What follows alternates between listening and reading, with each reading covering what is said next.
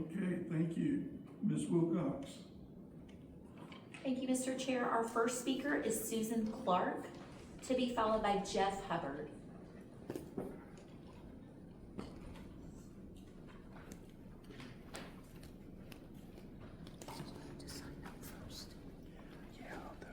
Hello, I need to state my name right. Susan Clark. I live in Cobb County. Sorry, my voice is hoarse. I was very vocal yesterday outside of Wheeler High School protesting this visit. So of course I want to find out how this 34-ton felony,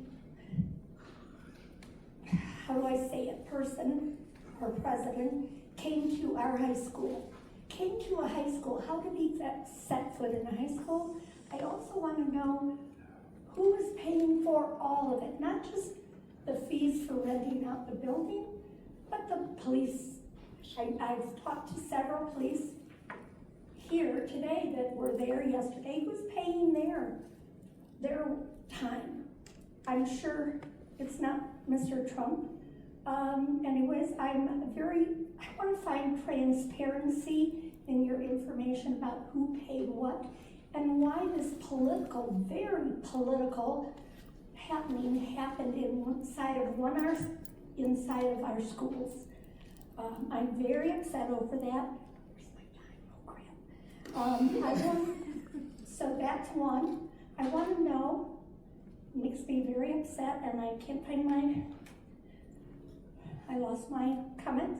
As a retired CPA, 30 seconds. which I am, I want to know why at least three of you, maybe four, had to repay donors because I believe it was last year, you collected more than you were supposed to be. As a CPA, I knew it was very easy that you could keep track of these, and yet you kept the money. Time. Ma'am, that's time. Thank you. Our next speaker is Jeff Hubbard, to be followed by Heather Tolley Bauer.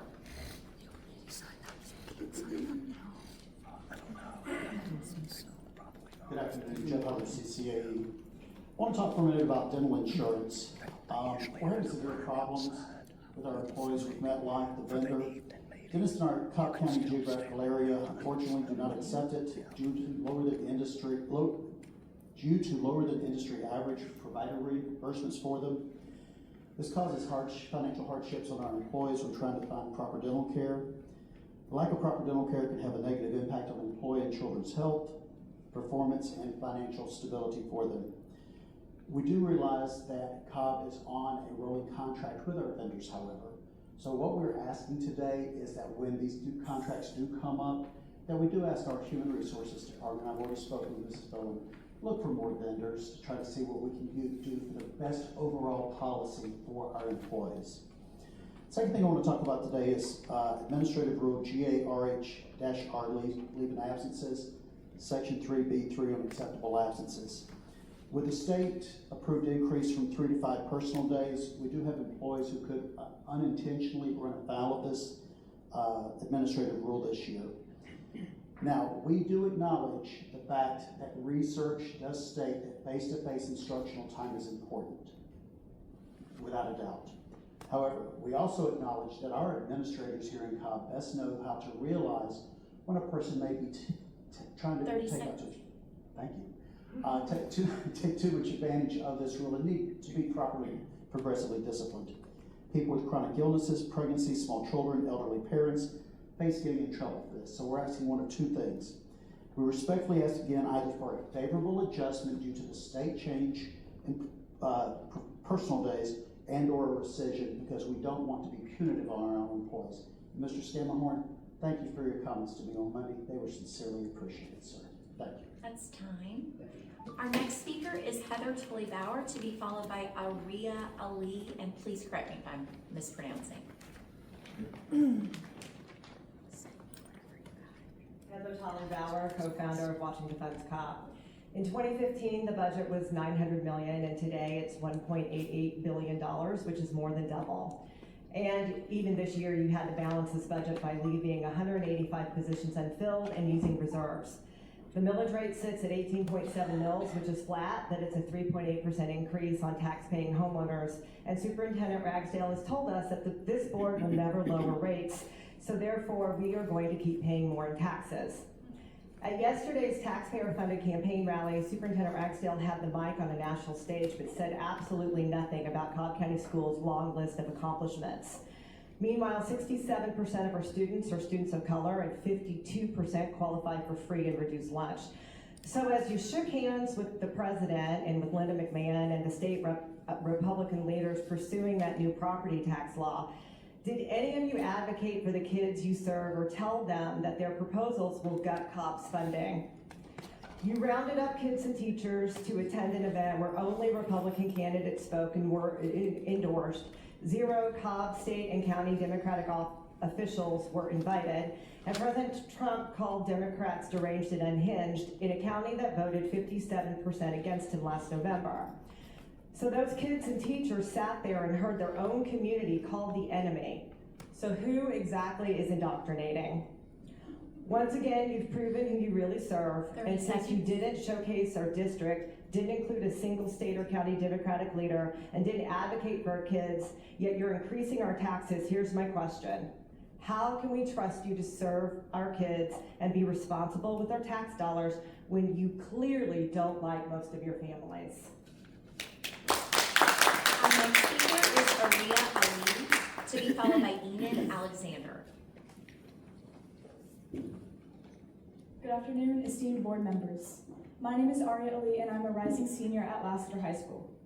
I am here today because I do not want another student to find out about their scoliosis the way I did. I represent all of the teenagers in Cobb County who unknowingly bypass the middle school screening by opting out without knowing future consequences. If you step into many high school hallways today and look one around, you will see students hunch over their phones, their laptops, and their desks. We are spending more time ever in positions that place stress on our growing bodies, yet we are not doing enough to look for the spinal conditions that can develop during these critical years.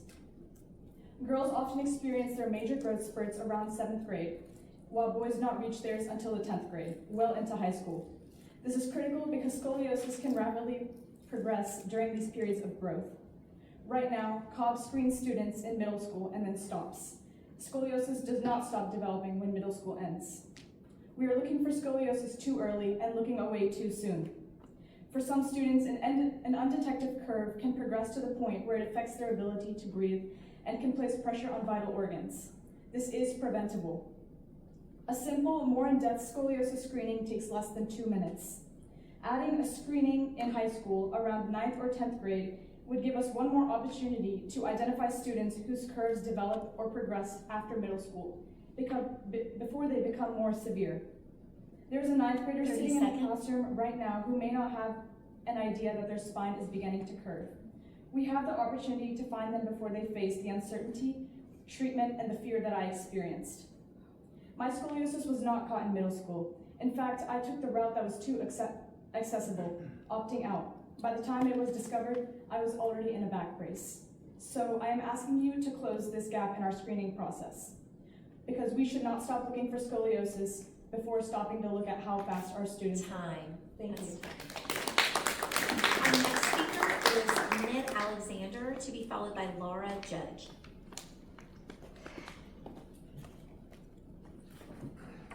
Good afternoon. Can you hear me? I want to thank you for giving me this opportunity. Perhaps I speak in the minority today, but I was excited and continue to be very happy that I was able to attend the event at Weaver High School yesterday.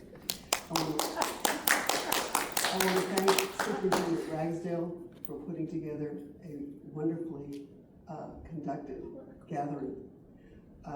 It was in stark contrast to when I went to the Georgia GOP convention, as we all sweated profusely for 4 hours when we got to see President Trump. I cannot commend you enough. I loved seeing my fellow Cobb Countyans. Got to meet a lot of them. Lived in Cobb County for over 40 years. It's the first time in a long time that it felt very welcoming. It was very gratifying to see the young faces in the audience particularly. I'm very proud of what you've achieved, in my humble opinion. I'm very glad that the president called you out, sir, to thank you and recognized those folks. My biggest treat was to see Scott Bessent, Secretary, the Treasury Secretary, who was, I think, got the loudest applause. And I also enjoyed seeing Linda McMahon, and Greg Delazon. So I want to thank you again. I'm very glad. I got there late, got there about 12:30, but very nice Cobb County policewoman said, it's going up there to East Side, they've got the buses, and it was perfect. And so, once again, thank you for a wonderful job. I enjoyed the visit very much, and I'm glad that the president is endorsing and inaugurating the $1,000 per student accounts. I would love to have had that when I was a young lady, so thank you very much. Our next speaker is Laura Judge, to be followed by Leroy Emkin. Hello again, Laura Judge, parent of 2 here in the Cobb County School District. So yesterday, Cobb County hosted a visit from our sitting U.S. President at Wheeler High School, an event that was initially described as focusing on education and the Trump accounts. However, the program included campaign-style speeches and partisan remarks. The decision to hold the event at Wheeler High School, which is one of our district's most diverse campuses, has raised concerns with many people about the use of our school facilities for political purposes. Questions remain regarding who approved the event, whether public resources were used, and if students or staff were displaced, and we know that they were. So thank you to East Cobb Middle School for hosting our band students. Our district policies require staff to avoid partisan activity in educational settings, prompting further scrutiny of how the event aligned with those standards. And joking or not, our superintendent also invited attendees from the event to today's board meeting, which I feel draws attention to those whose voices are being prioritized in district discussions. Our community members are just seeking some transparency about the planning and the execution of the event, as well as assurances that moving forward, our school facilities will remain focused on educational purposes. Thank you. Our next speaker is Leroy Emkin, to be followed by Jessica May Babcock. Excuse me. I did not come with a prepared speech. But let me begin by first saying it was an honor to have had a school in the state of Georgia and the county, in the county of Cobb, to have had the President of the United States choose to come here and talk about the Trump account and what that is going to do for our children in the future. I was also honored to hear what I hope to be our former governor, Rick Jackson, who said he will ask our legislature to pass a law to match the $1,000 gift to our young children. And you know what he said? If the legislature does not do that, he will fund that with his own money. Amazing. I also went online and I read something that you all published. The academic excellence, exceptional educators, and high achieving students that have made Cobb County Schools a national leader in public education. Thank you, board, for being able to do that. You have done an incredible job to keep DEI out of our schools, to keep woke out of our schools, to teach our kids what they need to learn in school. I retired after 45 years on the faculty of civil engineering at Georgia Tech. I've seen many students come from high schools in this state, many of them not prepared, having to be taught mathematics to be able to enter the freshman class in math. Not from Cobb County schools. The students coming out of these schools, as a consequence of what this board has done, has produced an educational level which is supreme and one of the best in the country. I want to thank you all for doing that. Our next speaker is Jessica May Babcock, to be followed by Sheila Oliver.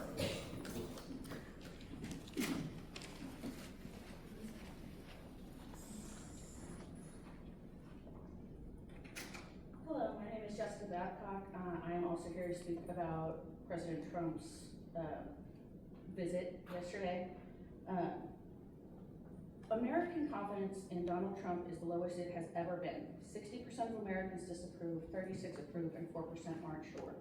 That's a negative 23% approval rating. Georgians disapprove even more. Ma'am, pardon the interruption, I'll give you your time. Could you pull the mic to you a little bit? Sorry. No, Can you hear me you're now? fine. Yeah, thank you. And please start your time again. Okay. You start. 1 second, we're resetting the clock. There There we we go. Okay. Thank you, and I apologize for the interruption. That's fine. American confidence in Donald Trump is the lowest it has ever been. 60% of Americans disapprove, 36% approve, and 4% aren't sure. That's a negative 23% approval rating.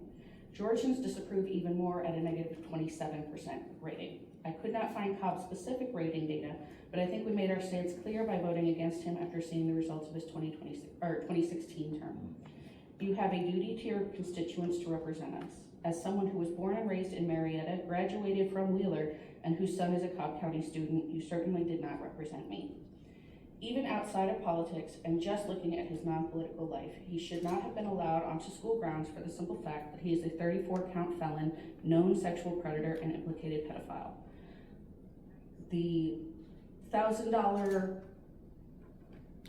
Trump account situation that he is setting up is not actually going to be that beneficial for our students, as if parents cannot contribute, each student will only have $6,000 at the time that they graduate to use for college, and college tuition is far higher than that. Additionally, that $1,000 is only for students born between 2025 and 2028. It is not helpful to the mass majority of our students and none of the students that are currently in the schools right now. I would ask that you do better for your constituents in the future and the children under your care. Thank you. Our final speaker is Sheila Oliver.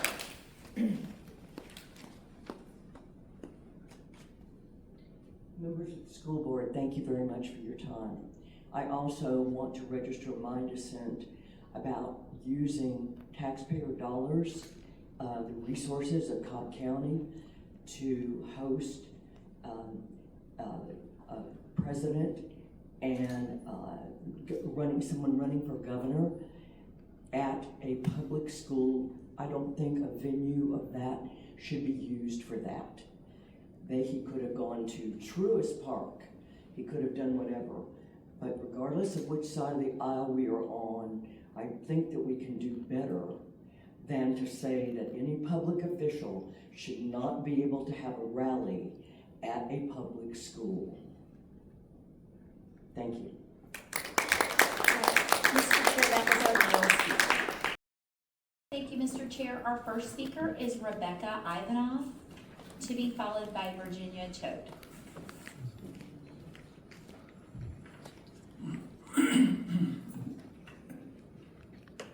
Thank you, Superintendent and the board, for saying yes to hosting our president and showcasing Cobb County's great education. Do I wish more talk was centered around education yesterday? Absolutely. Am I proud to live in Georgia, where we just had a record-breaking year for education lottery funds for our free pre-K and Hope Zell Miller scholarships to benefit all Georgia families? Absolutely.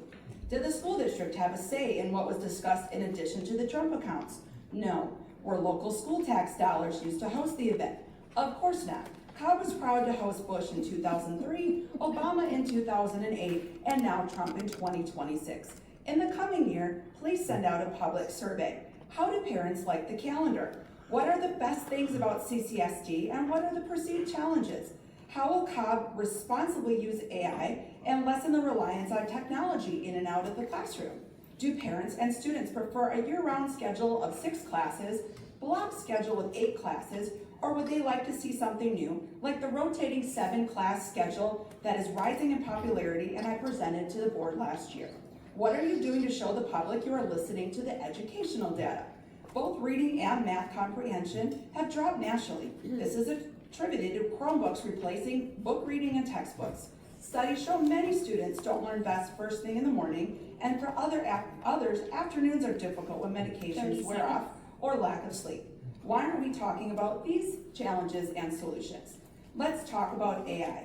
Parents and students need clear communication and guidance about how teachers are using, how our students are being taught to use it, and what is age appropriate. Please close the Chromebooks. We don't need studies to confirm what we already know.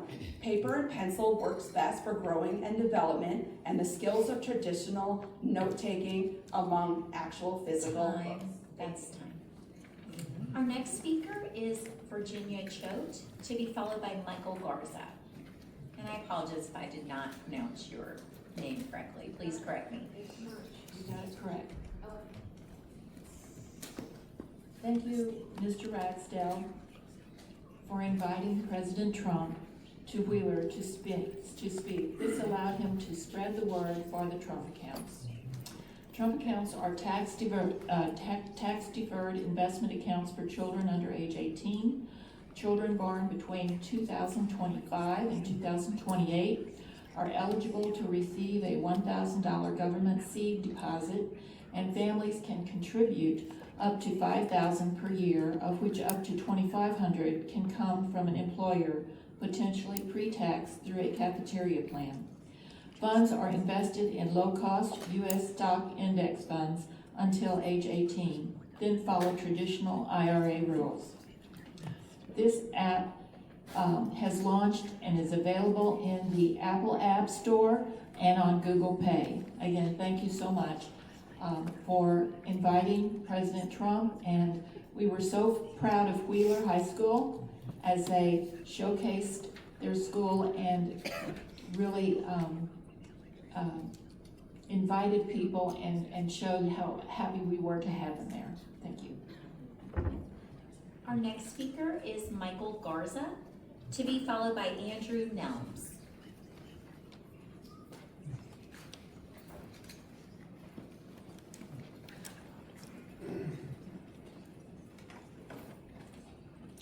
My name is Michael Garza. I'm a parent of a rising fourth grader, a leader in our local PTA, and the candidate who will flip this school board next year. For those who have been in the role of PTA, you know the asks that we make of families and the trust needed to make those asks.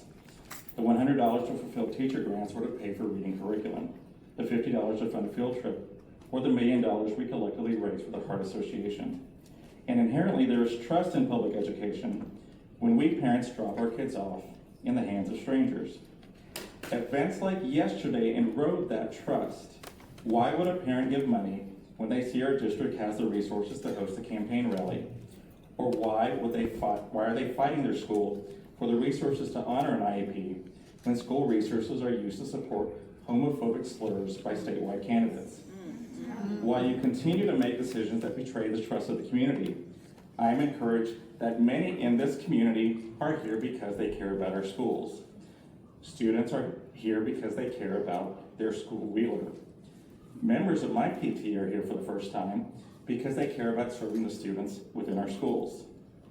And I want the community to know that when we flip this board, you're going to have leaders that care about you. Thank you.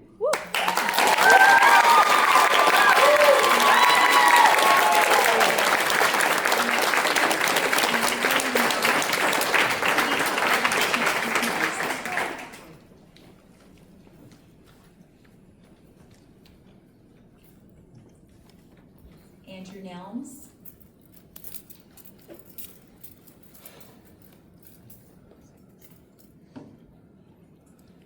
This may be an odd statement to make to this audience, but if there is one industry, place, environment that politics has no place, it's education. Mr. Superintendent, that's a quote of yours. Public schools are and must be places for learning, not battlegrounds for ideology, and the district will ensure that classrooms remain free of political games. Again, that is a quote of yours. You fired a teacher for reading a book!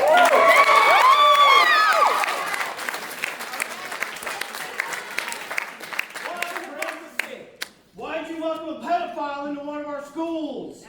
That's right. 34 times better than a picture for 14-year-old girls. A man who bragged about walking in on underage girls and they're changing. Jay! Why did you stunt for it? Excuse me, order. Is there something we need to know, Chris? Kill the There mic. should have been ordered yesterday. Okay, kill the mic.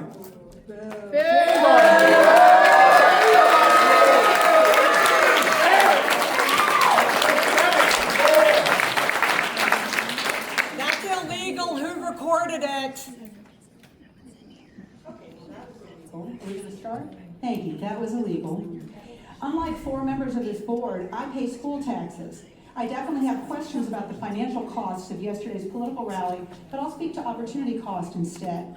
Cobb's award-winning, highly budgeted communications department told me the president's visit would be a chance to showcase the academic excellence, exceptional educators, and high-achieving students that have made Cobb Schools a national leader in public education. And it was the opportunity, but it didn't happen. The program did not highlight Cobb's student achievement other than the terrific singer and flag honor guard. The program barely mentioned the host, Wheeler High School, many of whose students are here standing. Raise your hands, please, kids. And that's important to me because we're a Wheeler family. Wheeler notches some of the highest test scores in the state, which you like to crow about. But did you invite any of those students to the microphone? Was there a single Wheeler student on the stage yesterday? You didn't even mention the Wheeler principal, Dr. Fetterman, whom I believe was left to work the lost and found table. What about exceptional Cobb teachers? Why did the Republican nominee for governor get time at the microphone twice and not a single teacher? Maybe because there were lots and lots of time for lies, provably false statements made by a parade of Republican candidates for office. And sadly, I'm sorry, are you distracted, sir? Would you like to listen to me? Pay attention. The United States made these. Statements don't belong in the public school and would never be taught as fact in our Cobb history classes. Y'all use the phrase national leader. Can anybody please cite me details of this? I hear this over and over again. Wheeler is a vibrant, diverse community that includes students who excel in athletics, academics, community service, with fantastic students and staff. And we have students whose goals are just to have food and shelter for the night. And sometimes those Time, that's time.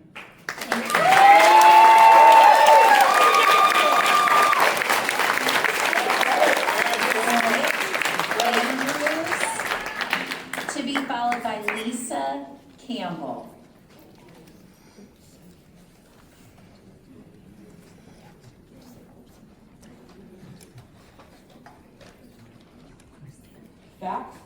Facts are the foundation of knowledge. Knowledge, the foundation of life. So I've prepared a list of facts I didn't think I'd ever have to state out loud. 1. Donald Trump is a convicted felon and rapist. 2. In Georgia, sex offenders are not allowed to reside or loiter within 1,000 feet of an area where minors congregate. 3. Wheeler High School is inherently a place where minors congregate, and so the pieces fall into place. 4. Undoubtedly, the time of police officers and school officials was wasted on an event that garnered heavy backlash and offered nothing that couldn't have been said in an email. And 5, I as a former Cobb County student have gotten into trouble numerous times for bringing politics into the school environment. Inherently, bringing a political figure promoting political beliefs into a nonpartisan environment is political behavior. None of this makes sense. Do better with our money and time, and put actual education at the top of your priority list.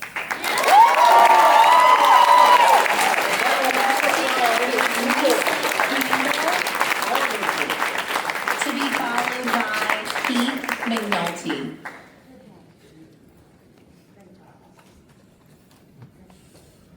Good evening, Superintendent and esteemed school board members. I'm here tonight as a resident, taxpayer, and elected State House representative for District 35 to express my disappointment and frustration at the partisan campaign rally that was held at Wheeler High School. The event was billed as an opportunity to celebrate excellence in Cobb, but unfortunately the majority of the time was spent on GOP campaign speeches and GOP candidates. This was wholly inappropriate and not in the spirit of the best use or the use of our tax dollars. I was disappointed that during the event, not a single teacher, staff member, board member, or student was acknowledged or celebrated. I am dismayed that as you lead public education education for hundreds of thousands, if not millions of Cobb students, that you would seek to lift up the leader-in-chief who has done the most structural damage to our students and schools. I would love nothing more than to be able to show up. But this administration, the Trump administration, has enacted cruel, corrupt, and damaging policies impacting Cobb families and actively working to dismantle the Department of Education. This is structurally hurting our families. Financially, it will cost us more than $3 billion this year. At the state capitol, I'm charged with representing school families. And I stood, regardless of political party, with you, working for investment in our education. Where are you working for us? I encourage you to do the same for Cobb students and their success. Thank you.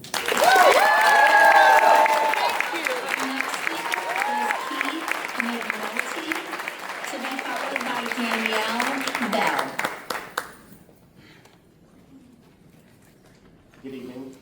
My name is Keith McNulty. I have 3 adult children who attended Cobb schools from kindergarten through 12th grade. So Cobb County schools are very important to me and my family. This is my first time addressing the school board, and I'm honored to do so. I've watched football my entire life. A lot can be said about the game, but 2 details matter here. The field is symmetrical, and teams switch sides at halftime. Why? To ensure both teams compete on a level playing field. Since I moved to East Cobb in 1999, I can't recall a single report of an unlevel playing field in any football game in this county. Now, the bad news is the message we were given about the purpose of the Trump rally at Wheeler High School yesterday, that the event was supposedly about Cobb schools and Cobb students, was obviously not true. Liar. The Trump rally yesterday was really about the national and state Republican political campaign for the midterm election. Our community was deceived by this board. None of us would tolerate being lied to by our students or our teachers. We should hold this school board to the same standard. 30 seconds. The good news is the board has an opportunity to make it right. This board should approve an equivalent political rally for Democrats at a Cobb County high school. To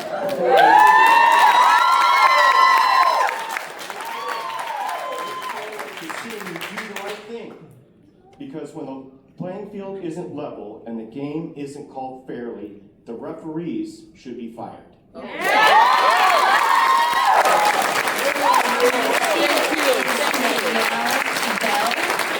be followed by Rose Kaplan.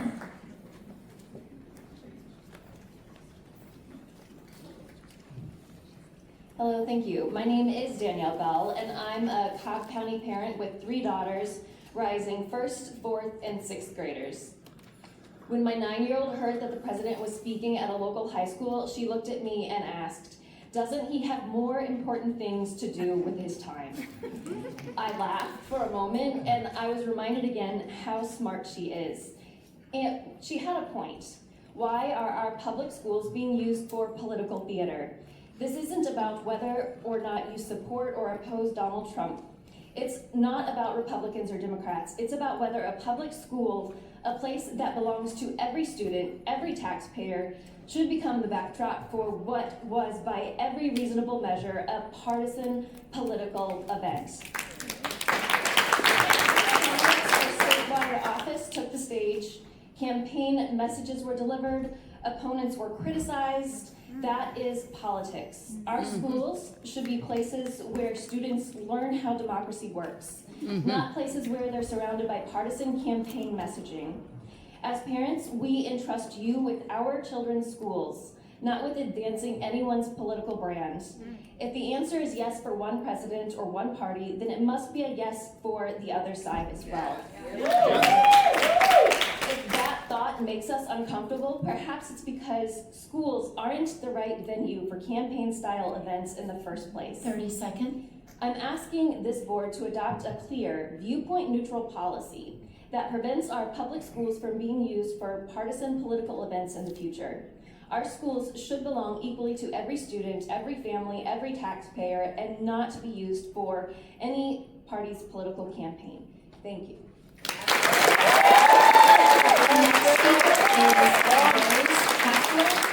To be followed by Mira Aguadu.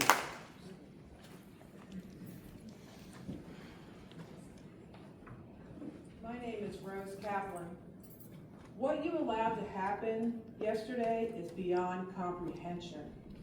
I want to know why you thought Wheeler High School would be a good place to host a political campaign rally for a controversial president. Given an already strained budget, why would you burden Cobb residents with the cost of such an event? You also had to know that Trump's appearance would further divide Cobb neighbors and increase angst. Why would you do that? Why would you host a political rally when the headliner is known to spread vile propaganda and disrespect women? Did you give any thought to what his message would be and how that would align with your responsibility to maintain for students a learning environment grounded in respect? Did you not think that hosting someone with Trump's established legal record would send the wrong message to students? Yes. His verbal and physical assaults on women is publicly known. Remember, in 2016, he proudly said, and I'm paraphrasing here, that he could grab any woman he wanted, wherever he wanted, and as he wished. Get off your phones. Then came the Epstein files and E.G. Carroll. His then calling 30 seconds. Calling women piggy, crazy, and slob, to name a few.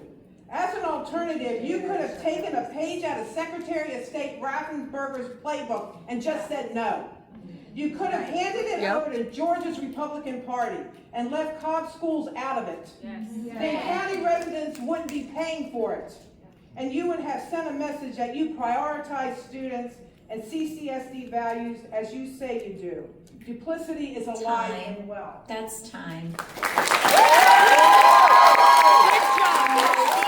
Is Mira Aguadu, to be followed by John Wakeman. And ma'am, if I mispronounced your name, please correct me. Our speaker was just on the name. Pay attention. Are we boring you?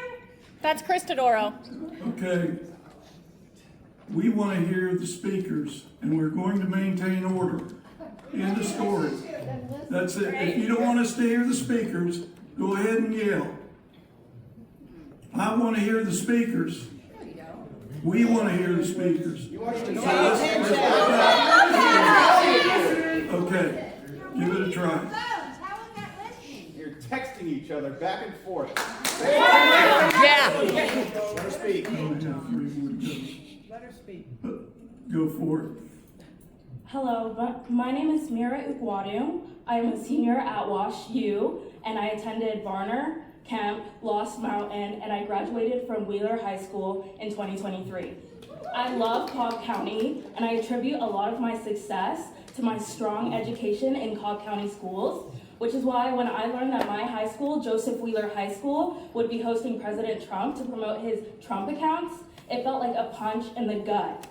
Of course, wanting to celebrate accomplishments of Cobb students and schools is something I support, but what hurts is that Joseph Wheeler High School is a minority school that celebrates diversity and would not be successful without the diverse student body. So welcoming towards Black, Brown, and immigrant communities with open arms truly rattled my trust in the district's ability to protect and represent Cobb County students. I've seen throughout my years advocating with the Georgia Youth Justice Coalition that sometimes it's difficult to decipher whether or not this board has student concerns at the forefront of the decision-making processes. Whether that be ignoring students' pleas to change the Confederate name of Joseph Wheeler High School, or welcoming a president that contributes to dismantling and de-emphasizing public education to that same high school. Under the guise of promoting investment into youth futures, This event painfully revealed its true priorities. 30 seconds. Political gain. Not to mention with the use of profanity and derogatory language, this Cobb County sponsored event didn't seem to be family friendly. Is this what you stand for? As a resident and former student of this district, and as someone who cares deeply for public education and the future of Cobb students, I can say this event does not represent diverse student population in Cobb County. So I urge you to reconsider how this visit highlighted this school district. Time. That's time. Our next speaker is John Wakeman, to be followed by Rowan Maines. Good evening. It's a pleasure to speak to my... If I could, excuse me, could you pull the mic up so we could hear you, please? Sure. Thank you. Now go. It's a pleasure to speak to my school board and to echo the voices of so many who've come before me. It's a privilege and I appreciate it, and I think all the professionals and teachers who've been given awards tonight should be commended. But I do wish to express my extreme displeasure with the way our tax dollars were expended in yesterday's partisan rally that brought a stain on our community. It took place in a high school that is named for a Confederate general that is home to many diverse students in one of the most diverse high schools in our area. It gave voice to a very ugly and divisive piece of our community, and it purported to support our students, but did nothing but continue a speech that was divisive and irresponsible in our community. Shame. I would ask that a public disclosure of all the funds that were expended to make that happen yesterday be made available for public record. And that, as someone else has already mentioned, that an opportunity for a Democratic Party to host, an example, another rally at a Wheeler High School. Why not have a level playing field so that we, as taxpayers, can see the full voice of America, not the one that wishes to stain us? So as I think about the ways in which over 40 years I've paid taxes into this system and have been proud of the achievements I have made here in our community, I am troubled that we expended so much energy and time, so much decoration and pomp for such a nasty, nasty message to our community and the nation who followed us yesterday in shame. I really hope that you will better consider the people that you invite into our community and you expend our tax monies in a way that will represent your entire community. Time.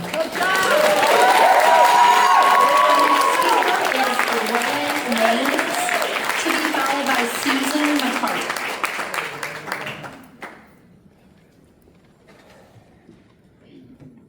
Good evening. My name is Rowan Maines, and I am a proud graduate of Wheeler High School. I am here because I am deeply disappointed by the decision made by the Superintendent Chris Ragsdale and Wheeler's administration to allow Donald Trump to speak at my former school. Wheeler High School is one of the most diverse schools in our district. Nearly 77% of our students are students of color, including Black, Hispanic, Asian, and multiracial students. That diversity is one of Wheeler's greatest strengths, and it deserves to be respected in the decisions made by the district leadership. Many students and families have been directly affected by policies and rhetoric associated with Donald Trump. Regardless of where people stand politically, these students deserve to know that their school is a place where they could feel seen, respected, and considered. Instead, district's leadership chose to host a highly partisan political figure at a public school that belongs to every student, not just the ones who support him. That decision has left many students, families, and alumni feeling unheard. I want to ask Superintendent Ragsdale and Wheeler's leadership, did you consider the impact this decision would have on the diverse student body you are responsible for serving? No. Did you speak with students, teachers, or families before approving this event? If not, why? 30 seconds. This is not about preventing anyone from expressing political views. It is about the responsibility of public school leaders to protect schools as places of learning, not as stages for partisan and political events. As an alumni, I expected better from the leaders entrusted with representing Wheeler High School, and I hope this board will provide transparency about how this decision was made and ensure that future decisions reflect the diverse community our schools serve. Thank you for your time.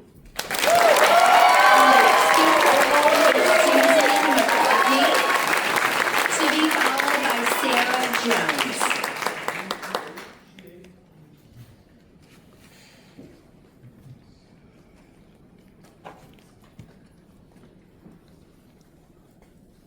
I first would like to say that my intent last month was not to reveal any information that would ever put a student or staff member in harm's way.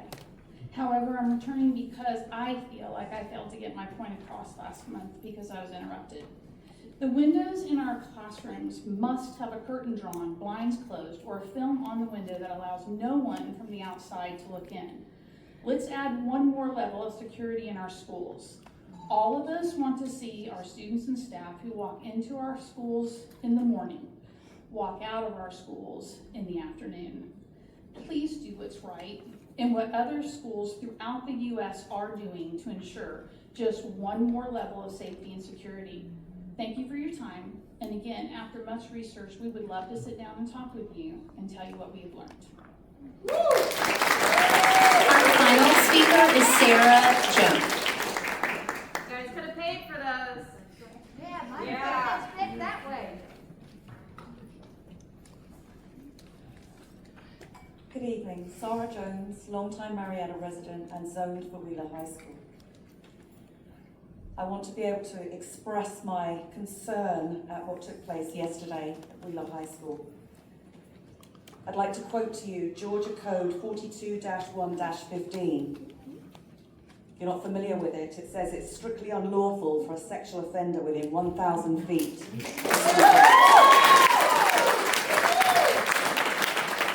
Parents cannot bypass that law. I'd also like to call out TPUSA, Act Senate Bill 552, must provide equal access within the schools for any political activity that takes place. So, when I was standing outside Wheeler yesterday, I saw all the signs for Republican candidates. I did not see anything for John Ossoff. I didn't see anything for Stacey Abrams. Then, when I read the transcript of what took place yesterday, 1 hour and 15 minutes, immigration, transgender, defense investments, one Venezuela, Iran, plant building, exported people into the event from North Carolina, which he freely talked about. What is somebody from North Carolina doing for Cobb County School District? Investment in Georgia, inflation, economy in the stock market, tax cuts, and eventually number 11 on his agenda was talking about the Trump account, which is what we had all been told about is what the focus of the event was. He then went on to talk about communism, drug prices, election integrity, before rolling out the red carpet for everybody on the Time. That's time, ma'am. Mr. Chair, that was our final speaker.